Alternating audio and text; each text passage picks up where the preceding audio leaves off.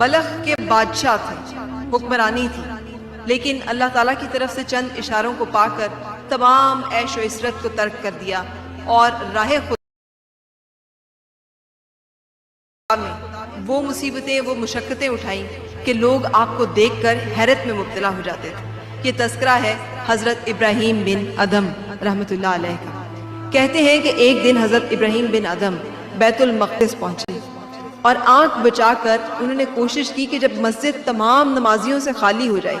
ہر ایک شخص نماز ادا کر کے وہاں سے چلا جائے، تو کسی طرح یہ سب سے نظر بچا کے وہاں چھپ رہے، اور اس کے لیے انہوں نے اپنے آپ کو ایک چٹائی میں، ایک صف میں جس پہ نماز پڑھی جاتی ہے، لپیٹ لیا، اور لپیٹ کر اس طرح سے ایک کونے میں دبک کر لیٹ گئے کہ کسی کو ان کی موجودگی کا علم نہ ہو، کیونکہ چاہتے تھے کہ مسجد کے منتظمین ان کی یہاں موجودگی سے بے خبر رہیں تاکہ انہیں نکال نہ دیا جائے، کیونکہ مسجد کے نظم و ضبط کا یہ حصہ تھا کہ ایک مقررہ اوقات کے بعد، رات کی نماز ادا کرنے کے بعد تمام نمازیوں کو وہاں سے نکال دیا جاتا تھا۔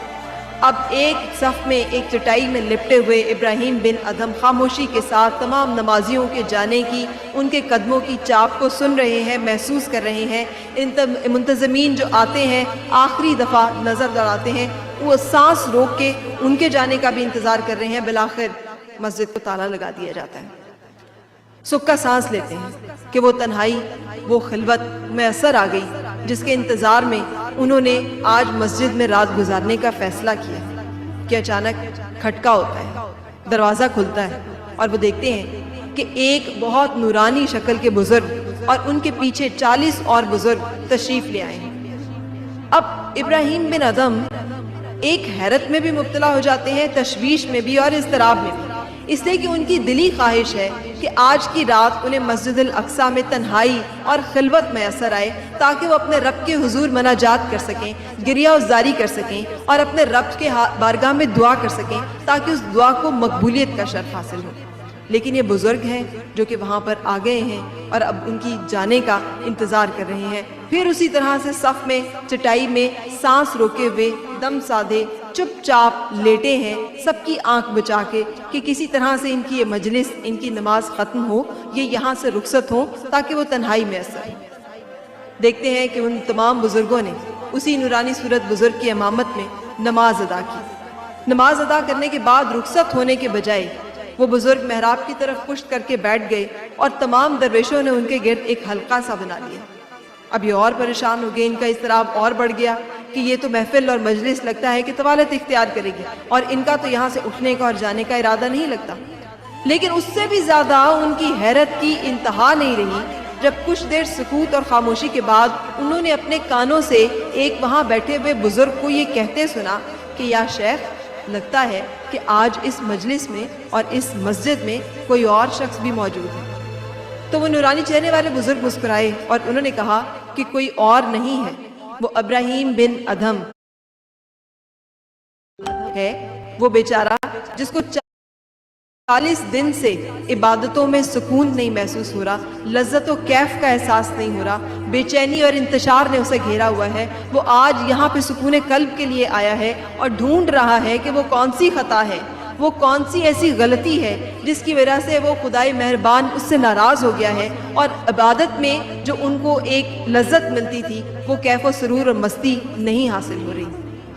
یہ جب سن کر تڑپ اٹھے ابراہیم بن ادھم۔ یہ ان کے دل کی بات تھی، یہ وہ بات تھی جس کا تذکرہ انہوں نے کسی سے کیا ہی نہیں تھا، یہ وہ آرزو تھی جسے لے کر وہ چھپے ہوئے بیٹھے تھے، یہ وہ تڑپ تھی اندر ان کے جو صرف انہی کا دل جانتا تھا کہ وہ کس طرح کی تشویش میں، کس طرح کے اضطراب میں مبتلا ہے۔ جب بزرگ سے اس کیفیت کا حال سنا تو تڑپ اٹھے، کھل کر سامنے آ گئے اور کہا کہ بالکل آپ نے درست فرمایا، میری یہی کیفیت ہے اور میں اسی کے علاج کے لیے اور اسی کے حل کے لیے آج یہاں پر آیا تھا کہ کسی طرح سے تنہائی میں اثر آئے تو میں عبادت کر کے اپنے رب کے حضور جو بھی غلطی ہے اس کی تلافی کر سکوں، اس کی معافی مانگ سکوں۔ لیکن بتائیے تو صحیح کہ معاملہ کیا ہے، آخر میرے ساتھ ایسا ہوا کیوں ہے؟ تو بزرگ مسکرائے اور انہوں نے کہا کہ تمہیں یاد ہے آج سے ٹھیک 40 دن پہلے جب تم ایک میوہ فروش کی دکان کے پاس سے گزر رہے تھے اور تم نے اسے کچھ چیزیں خریدی تھیں اور اس نے تول کر تمہیں کچھ کھجوریں دی تھیں، ایک کھجور نیچے گر گئی تھی جو تم نے یہ سمجھتے ہوئے کہ شاید وہ تمہارا حق ہے اور تمہارے مال میں سے ہے، اٹھا کر اپنے منہ میں ڈال لی تھی جبکہ وہ تمہارا مال نہیں تھا۔ تمہارا تول پورا تھا، تو تم نے وہ جو ناحق مال کھایا، جو حرام تھا، جو تمہارے حق سے زیادہ تھا، یہ اس کا شاخسانہ ہے کہ خدائے رب العزت اور رسول پاک صلی اللہ علیہ وآلہ وسلم نے ہمیں کلیئر بتا دیا اور پہنچا دیا ہے کہ جو لقمہ حرام انسان کے اندر جاتا ہے، ایک لقمہ حرام، تو اس کی 40 دن کی اور 40 راتوں کی عبادتیں ضائع ہو جاتی ہیں، اس کے اعمال اکارت ہو جاتی ہیں، وہ شیطان کے نزدیک آ جاتا ہے اور رحمان کے اور فرشتوں کے پناہ سے باہر آ جاتا ہے۔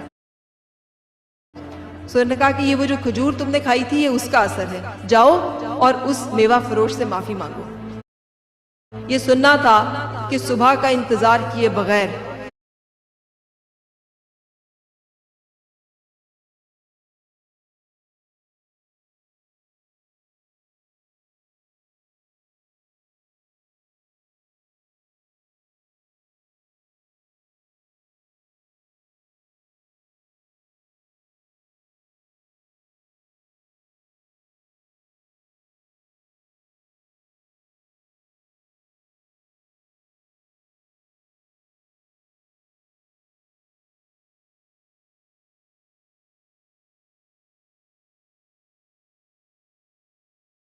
ابراہیم بن ادھم وہاں سے بھاگ پڑے، پہنچے، اس میوہ فروش کو تلاش کیا جو کہ صبح کی نماز کے بعد وہ ابھی اپنی دکان ہی کھول رہا تھا، ابھی اپنے میوہ جات کو درست ہی کر رہا تھا، اس کے پاؤں پکڑ لیے اور اسے کہا کہ مجھے معاف کر دو۔ اب وہ شخص حیران، نہ وہ ان کو پہچان رہا ہے، نہ اسے اندازہ ہو رہا ہے کہ غلطی کیا ہے۔ اسے کہا بتائیے تو صحیح ماجرا کیا ہے، آپ مجھ سے معافی کس چیز کی مانگ رہے ہیں؟ تو ابراہیم بن ادھم نے ان سے کہا کہ وہ ایک کھجور جو غلطی سے میرے منہ میں چلی گئی تھی، اس نے میرا ایمان اکارت کر دیا ہے، اس نے میرا سکون غارت کر دیا ہے، اس نے میرے دل کا چین لوٹ لیا ہے، اس نے میرے اندر اضطراب، انتشار اور بے چینی بھر دی ہے۔ اگر تم وہ اپنا حق معاف نہیں کرو گے تو وہ لقمہ حرام میری زندگی کا سکون حرام کر دے گا۔ جب اس دکاندار نے یہ سنا تو تڑپ اٹھا، اس کو اندازہ ہو گیا کہ جو شخص اس قدر اپنے اندر ایمانی طاقت اور جلال رکھتا ہے وہ کوئی عام ہستی نہیں۔ اس نے کہا حضرت ایک شرط پہ معاف کروں گا، اگر آپ مجھے اپنی مریدین میں شامل کر لیں۔ منظور کیا، معافی لی اور پھر وہاں سے رخصت ہوئے۔ سو ہمیں اس سے سبق یہ ملا جو رسول پاک صلی اللہ علیہ وسلم کی ایک اور حدیث مبارکہ کے الفاظ ہیں کہ ایک شخص جس کا چہرہ گرد آلود ہے، جس کے بال غبار آلود ہیں، جس کے کپڑے پھٹے پرانے ہیں، جو مفلوق الحال ہے، جس کے پیٹ میں کھانے کو کچھ نہیں ہے، سفر کر کے آتا ہے، اپنے رب کو پکارتا ہے اور کہتا ہے یا الہی یا الہی یا الہی، لیکن اس کی دعا قبول ہو تو کیسے کہ اس کے اندر جو لقمہ ہے وہ حرام کا ہے، اس کا لباس جو ہے وہ حرام کا ہے، اس کا جسم جو ہے وہ حرام کا ہے۔ سو اللہ تعالیٰ ہمیں چھوٹے چھوٹے حرام چیزوں سے اور حرکات سے بچنے کی توفیق عطا فرمائے۔ ہم کسی کا پین اٹھا لیتے ہیں، ہمیں اندازہ ہی نہیں ہوتا کہ یہ حرام ہے، ہم بہت سارا غلط کرنے کے بعد سمجھتے ہیں اپنی کمائی میں سے زکوٰۃ ادا کر کے یا عمرہ کر کے یا حج کر کے ہم اس حرام کو حلال کر لیں گے۔ ہمیں احساس ہونا چاہیے کہ اللہ نے ہمیں کیا پیغام دیا ہے اور اللہ اور اس کے رسول کی تعلیمات کیا ہیں۔ اللہ تعالیٰ ہمیں حرام سے بچائے اور زندگی میں لقمہ حلال دے۔